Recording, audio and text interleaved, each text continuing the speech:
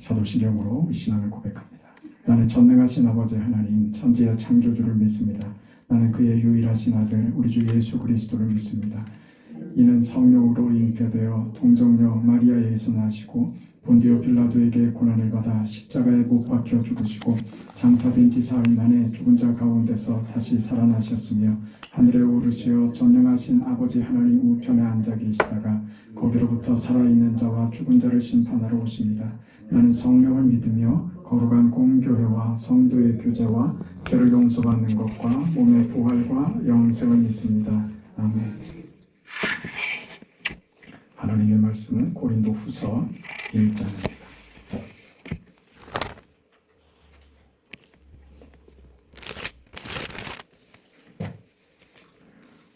고린도 후서 1장 1절에서 11절까지 말씀입니다. 신약성경 286페이지 고린도 후서 1장 1절에서 11절까지 우리 하나님의 말씀을 함께 읽습니다.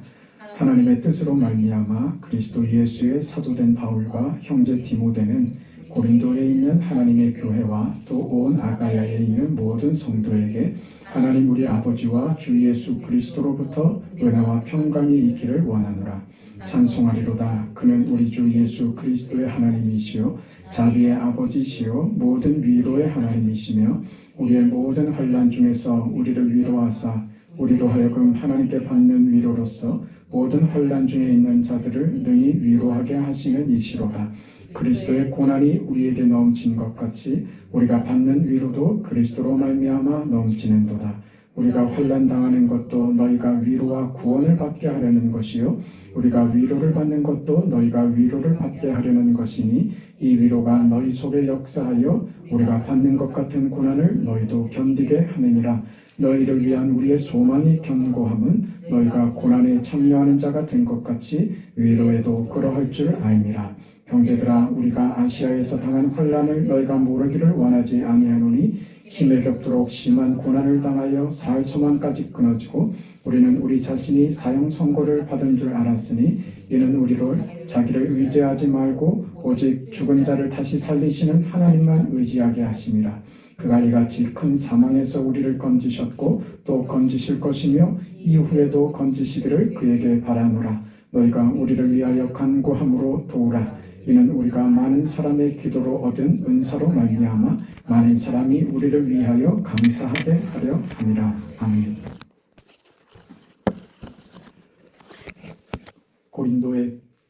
고린도 교회에 보내는 그 두 번째 편지가 되죠. 고린도 후서입니다. 그래서 그 고린도 전서와는 약간 성격이 다르게 바울은 이 고린도 후서에서 그 자신의 인간 바울로서의 자신의 심경과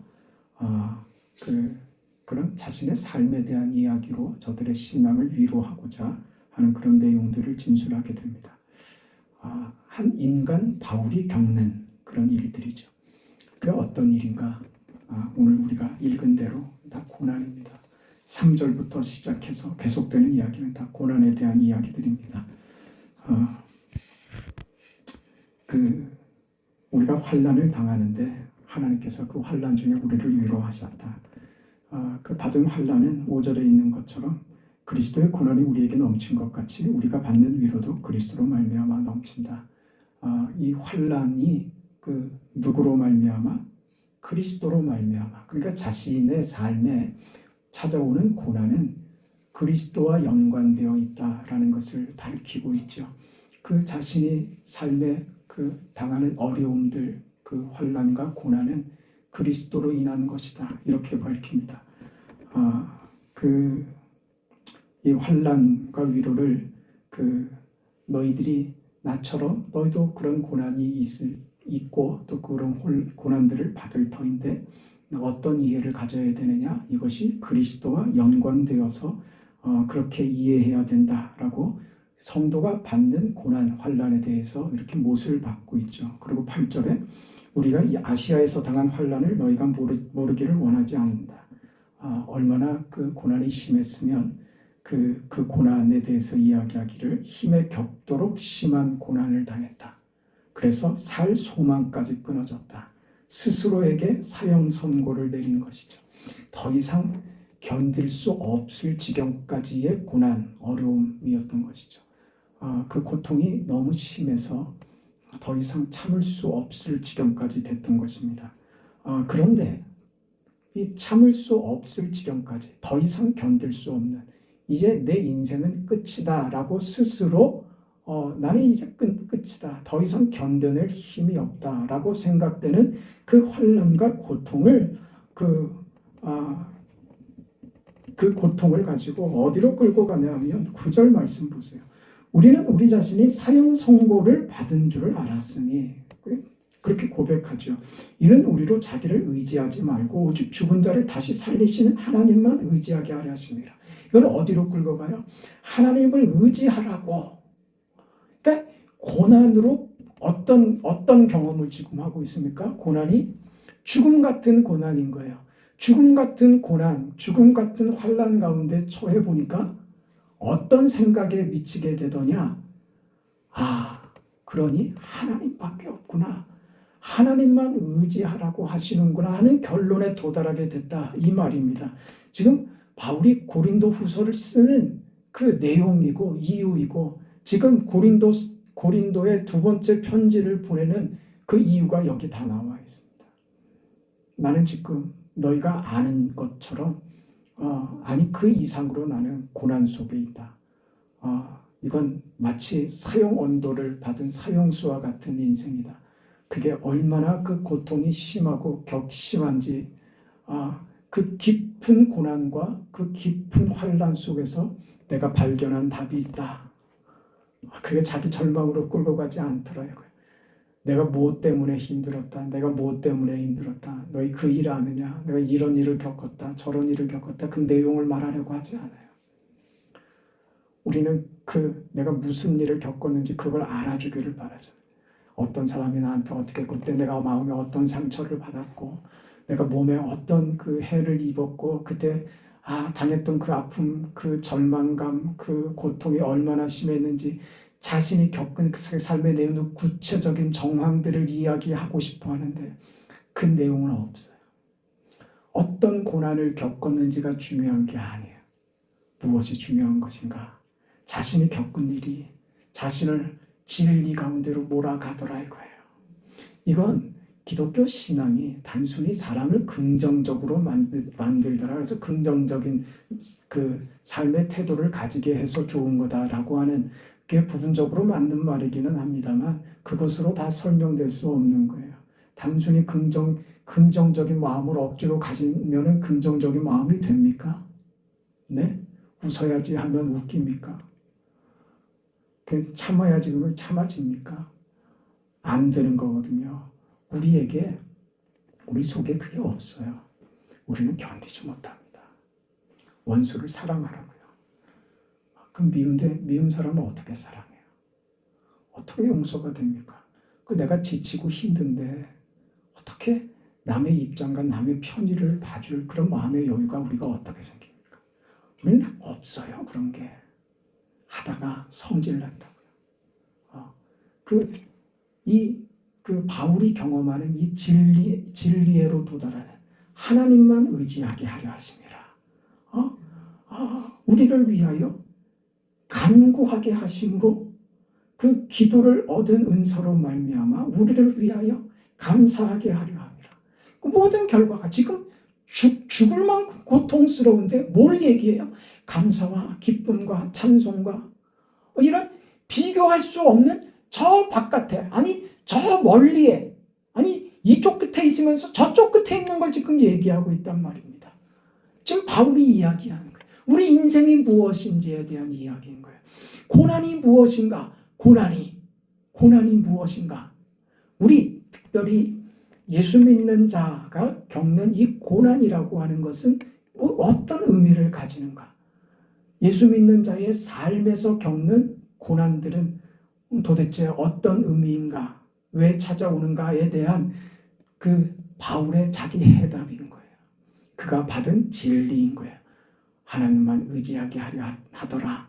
이게 왜 이렇게 되느냐 하면, 여러분 우리 방금 봤던 대로 5절 내용을 다시 한번 보세요. 5절 내용 같이 읽습니다. 그리스도의 고난이 우리에게 넘친 것 같이 우리가 받는 위로도 그리스도로 말미암아 넘치는도다.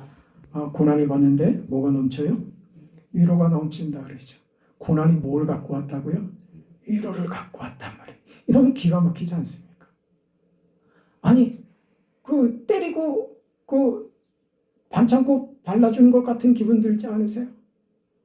한 대 맞았는데 빨간 약 발라주면서 아프지 해주는 것 같지 않으세요? 고난이 위로를 가져다 준다. 이걸 우리가 이해를 해야 여러분 우리 인생을 이해를 하고요. 그렇게 돼야 우리 인생을 겉돌지 않아요. 엉뚱한 데 가지 않는다고요. 엉뚱한 데 돌아다니지 않는다고요. 믿음으로 사는 게 뭔지 모르면 자꾸 겉돕니다. 가야 할 곳으로 가지 못하고 가지 말아야 될 곳으로 도망 다닙니다. 아니 피해 다니죠. 나는 이것으로밖에 내 인생의 의미를 찾지 못하겠습니다. 그거 다름이 없죠. 그렇게 된다니까요. 바울이 오늘 하는 얘기가 뭘까요? 받은 고난과 동시에 위로를 주신다. 고난이 위로가 된다. 다시 말해서 고난의 위로의 고난이다. 그 말입니다. 우리가 이 땅을 살아가는 것, 그거는 살아내는 것 자체가 고단한 일이며 그렇게 사는 것 자체가 어려운 삶인 겁니다. 그 인생이 오늘 우리들에게는 무엇으로 찾아오느냐? 그 고난을 느낄수록 그 고난보다 큰 무엇이요? 위로가요. 그래서 이건 성경이 우리 위로하려고 우리한테 좋은 말 해줘서 견뎌내게 어려움 당해도 이겨내라고 권유하는 정도의 말이 아닙니다. 이건 사실을 얘기하는 거예요. 그래서 신앙은 경험되는 겁니다. 신앙은 사실이고요. 신앙은 현실에서 증명되는 사실, 역사입니다. 그렇지 않고 하나님의 말씀과 내 삶이 별개로 느껴진다면 그건 두 군데 중에 한 군데는 잘못된 거예요. 성경이 잘못될 일은 없잖아요. 여러분 이 말씀을 마음에 깊이 새기시기를 바랍니다. 위로의 고난이라고요. 위로가 넘치는 고난이 찾아온다고요. 이거는요. 경험해 본 사람은 아는 거예요. 힘든데 힘들수록 하나님의 사랑과 나를 만지시고 나를 향한 그 애정이 더 깊이 느껴지는 거죠. 어려움 속에서 찾아오는 위로. 그 어려움은 어떤 분이 그런 표현했잖아요. 변장된 축복이다. 네? 하나님의 위로가 우리 인생에게는 마치 뭐처럼요? 고난처럼 찾아온단 말입니다. 하나님이 우리를 어려움의 곤궁에 빠뜨리고 싶어서 그러시는 게 아니라 우리가 이 현실을 살아내는 것 자체가 고난이라는 말입니다. 우리가 믿음으로 산다는 것은 편하게 살 수 있는 것 아닙니다. 세상을 거스려야 되고 세상은 우리 믿음에 늘 반대 이야기만 합니다. 그래서 우리가 믿음으로 살 때 우리는 늘 세상으로부터 미련하다는 소리, 바보같이 왜 그렇게 사냐는 소리를 듣죠. 그러나 우리는 그것이 옳은 삶인 줄 알고 그것이 가치 있는 삶인 줄 알고 하나님이 받으시는 삶인 줄 알죠. 그건 밖에서 볼 때는 어려움이고 불편함이고 밖에서 볼 때는 그게 손해보는 것이지만 아니요. 나 이걸로 손해본다고 생각하지 않습니다. 나 이걸로 괴롭지 않습니다. 나 이걸로 울지 않습니다. 나 이걸로 좌절하지 않습니다. 절망스럽지 않습니다. 오히려 나는 이 현실 속에서 나는 그래서 더 감사합니다. 이리로 가죠. 그래서 더 기도할 수 있고 그래서 더 주님만 의지하고 그래서 더 감사할 것이 넘칩니다. 저는 제 인생이 어디로 가는지 압니다. 난 그걸 알게 됐습니다. 그런 인생이 됐습니다. 그것이 고난으로 변장된 하나님의 위로요, 하나님의 축복인 것이죠. 우리에게 하나님께서 이 인생을 허락하셨단 말입니다. 그렇게 살라고 허락하셨다고요. 이 이야기가 예수님의 성육신과 예수님의 십자가 죽음으로 우리에게 너무나도 명백하게 확인시켜 주셨죠. 그걸 기념하는 게 무엇입니까? 성찬식이잖아요. 성찬식에 우리가 늘 본문으로 쓰는 고린도전서 11장 23절에 내가 너희에게 전한 것은 주께 받은 것이니 곧 주 예수께서 잡히시던 밤에 떡을 가지사 축사하시고 떼어 이르시되 이것은 너희를 위하는 내 몸이니 이것을 행하여 나를 기념하라 하시고 식후에 또한 그와 같이 잔을 가지시고 이르시되 이 잔은 내 피로 세운 새 언약이니 이것을 행하여 마실 때마다 나를 기념하라 하셨으니 너희가 이 떡을 먹으며 이 잔을 마실 때마다 따라해 보세요. 주의 죽으심을 그가 오실 때까지 전하는 것이니라. 네, 언제까지요? 그가 오실 때까지. 성찬은요, 그가 오실 때까지 하는 거예요. 그가 오실 때까지 기념해야지 될 예식이 성찬식입니다. 그렇다면 성찬식은 곧 무엇을 말하는 거예요? 주님은 다시 오신다. 주님은 다시 오신다. 이 떡과 잔을 받아 먹는 예수님의 고난과 십자가 죽음이 상징하는 그 십자가의 희생, 그 죽음으로 이루신 그 구원, 아직 영광을 보류하시고 구원의 완성을 보류하시고 하나님이 아직 구원할 자들이 남아 있으므로 아직 심판과 주님이 오실 재림의 날을 아직 유보하고 계시는 이때를 기념하는 것이 무엇이다? 성찬식이다. 이렇게 말하는 거예요. 그럼 그때를 살아가는 오늘 우리들에게는 그때를 어떤 마음으로 살아야 하느냐? 주님 반드시 다시 오신다는 사실이죠. 이건 무슨 의미냐 하면 예수께서는 죽음을 이기셨다. 오늘 우리는 죽음이 왕노릇하는 것 같은 죽음이 주인인 것 같은 세상 속에 삽니다. 그 세상 속에 살지만 오늘 우리는 죽음을 벗어난, 죽음을 이긴 부활의 사람들이 된 것이죠. 이 부활의 영광을 가지고 살아가는 사람으로 아직 기다리는 겁니다. 언제를? 주님이 재림하시는 그날을 기다리는 자로 현재를 사는 것이죠. 그 현재를 기념하는 게 뭐라고요? 성만찬이고요. 그 현재를 살아가는 건 뭐예요? 그게 환난인 거예요. 그 환난의 때를 우리가 살아가는 것입니다. 그게 예수님께서 죽어야만 했던 그 정황과 그 조건, 그것이 오늘 우리에게 주어진 것이에요. 예수님이 십자가에 죽으셔야만 이루실 수 있는 구원과 그 영광의 과정이셨던 것처럼 오늘 우리들에게도 부활과 영광의 자리로 가기 위한 우리가 받아들여야 하는 우리의 현실들, 우리 삶의 정황들도 이와 같아. 그것이 무엇이냐? 환난이다. 이렇게 얘기하는 것이죠. 그 환난을 겪어내야 된다. 예수 믿는 어려움, 예수 믿는 것으로 손해보고 예수 믿는 것으로 다툼이 생길 때 그때 한 소리 듣는 거예요. 그 자리에 있는 것, 그것으로 네가 사는 것이다. 이게 이 자리 말입니다. 이 현실, 예수 믿는 것 때문에 겪어야 되는 삶의 현실과 정황이 그리스도께서 받아들여야만 했던 현실이었던 것처럼 오늘 나도 그리스도께서 받아들인 그 현실을 나도 받아들여야만 한다는 것입니다. 이것이 무엇으로 가는 길이기에? 부활과 영광으로 가는 길이기에 그렇다 이겁니다.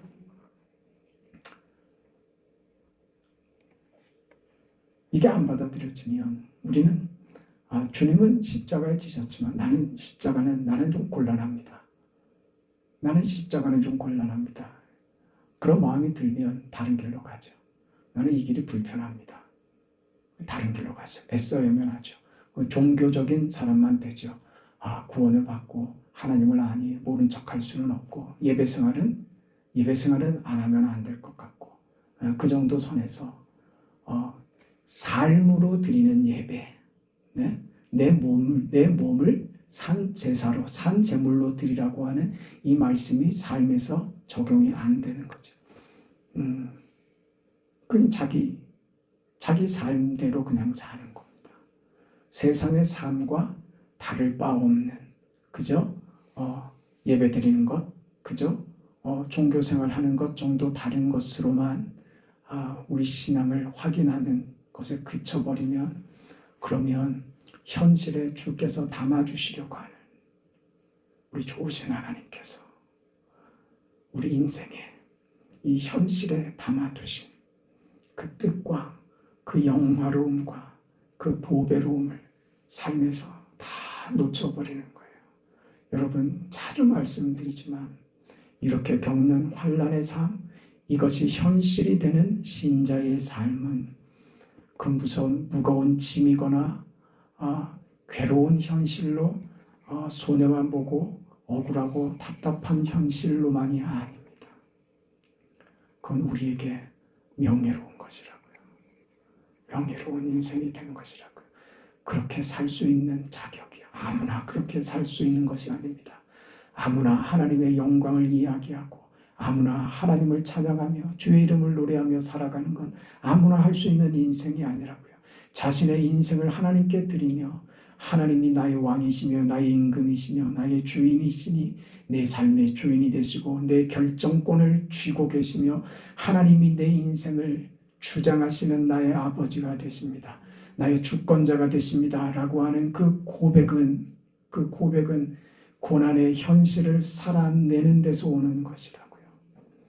그때 받을 것이 얼마나 큰 것인지, 하나님이 우리에게 허락하시는 것이 얼마나 큰 것인지를 우리가 놓치기 때문에 이 길을 애써 외면하는 것입니다. 그리고 여러분, 우리의 현실은 그저 죽음으로 끝나는 거 아닙니다. 죽으면 끝이지 누가 끝이래요. 죽으면 허무한 것이지. 죽으면 아무것도 아닌데, 죽으면 아무것도 아니, 누가 아무것도 아니래요. 왜 죽음이 아무것도 아니에요? 죽음으로 우리는 그 다음 단계로 가는 거예요. 현실의 삶이 의미가 없다고요? 어느 사람이 그래요? 나중에 다 천국 가면 똑같다고요? 그런 이기적이고 그런 하나님 앞에서 자기밖에 모르는 그런 마귀적인 생각이 어디 있어요? 내 좋을 대로 살면 된다고요? 어디 성경이 그렇게 이야기했습니까? 그런 구절이 있으면 갖고 와보세요. 그렇게 좀 살아보게. 그러지 않잖아요.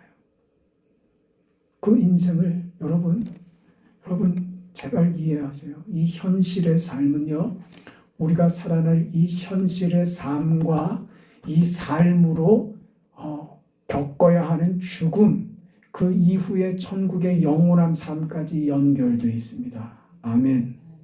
연결되어 있습니다. 끊어지는 것이 아닙니다. 죽으면 끝이고 새로 시작이고 하는 것이 아니라 연결되는 것이라고요. 그것이 영화롭게 변하는 것입니다. 왜 현실의 삶을 아무렇지도 않게 생각하느냐 이거예요. 현실의 삶을 왜 대충 하려고 하느냐 이거예요. 우리는 그럴 수 없어요. 우리는 시간이 너무나도 아까운 사람들이에요. 우리가 겪고 있는 현실과 이 시간이 세월을 아끼라고 하는 말이 그냥 문구처럼만 들리면 안 되는 거예요. 우리에게 있는 시간은 너무나 아깝고 너무나 귀한 거예요. 뭐라고요? 나를 만드는 시간이라니까요. 내 현실은 나를 만드는 과정이라고요. 그 현실 속에 오늘 우리가 있다고요. 죽는 것으로 그냥 끝나는 거 아니라고요. 주님 모실 때까지 오늘 우리는 예수의 삶을 기념하며 그 삶을 우리 현실에서 적용하며 살아가야 될 것입니다. 그리하여 하나님께서 우리 나같이 자격 없고 못나고 모자라고 가치 없는 인생을 하나님께서 택하여서 하나님의 위대한 인생과 그 계획 속에 우리를 참여시키시고 위대한 그 계획 속에 우리를 동참시키셔서 그 위대한 일을 하나님께서 같이 손잡고 얘야 같이 가보자, 같이 만들자, 내가 너를 도우마. 위대한 인생이다. 네 인생을 가치 있게 살거라. 나는 너를 통하여 위대한 역사와 위대한 인생과 내가 너에게 계획한 그 영원한 목적과 풍성한 은혜와 역사를 너를 통해서 이루기를 원한단다. 이 하나님의 진심을 오늘 우리가 받는다면 오늘 바울과 같이 말이에요. 이 현실, 고난으로 찾아오는 이 현실 속에서 현실을 보는 것이 아니라 그 현실 속에 담아있는 하나님의 위로를 보게 되더라. 이 고난의 현실 속에서 하나님이 찾아오시는 그 손길을 느끼게 되고 세상은 나를 무관심하게 내버려 두고 아니 세상은 나를 내치며 나를 죽이려고 드는 현실 속에서 그 하나님은 나를 살리시겠다고 나의 아버지께서 나를 건지시겠다고 나를 위대하고 영화롭게 만드시겠다고 나를 찾아오시는 그 하나님을 보는 거예요. 그래서 현실이 더 그러할지라도 현실의 고난이 보이는 것이 아니라 더 큰 하나님의 위로가 보이는 것입니다. 그래서 현실 속에서 무엇을 결심해요? 하나님만 의지하겠습니다. 하나님밖에 없습니다. 라고 하는 고백을 하게 되죠. 이건 믿음의 고백입니다. 무슨 믿음의 고백이요? 예수로 확인된 그 믿음 아닙니까? 우리의 믿음이 무엇입니까? 예수 그리스도께서 나를 위하여 십자가에 죽으심으로 나를 구원하셔서 그리스도께서 십자가 죽음을 이기고 부활하신 것처럼 오늘 우리의 믿음은 사망으로 끝나는 것이 아니라 부활의 영광으로 연결된다는 것을 아는 그 믿음을 오늘 우리가 받은 것 아닙니까? 그렇기 때문에 이 고난의 현실 속에서 아무리 어려움이 있어도 절망하지 않고 낙심하지 않고 사망아 네가 어찌 나를 죽일 수 있느냐라고 사망을 향하여 호령할 수 있는 인생이 된 것이죠. 나는 죽지 않습니다. 나는 좌절할 수가 없습니다. 나는 절망하지 않습니다. 나는 실패할 수 없는 인생이 되었습니다. 나는 하나님께서 받으시는 인생이며 내 인생은 하나님께서 거두시는 인생입니다. 내 인생은 하나님께서 부활의 영광으로 사망을 이기는 영광의 부활로 이끄시는 그 영원한 생명 속에서 하나님이 살리신 인생, 그 구원을 받은 자입니다. 나는 이 인생, 이 현실을 삽니다 라고 고백하는 겁니다. 이 현실의 고백이 우리에게 있기를 바랍니다.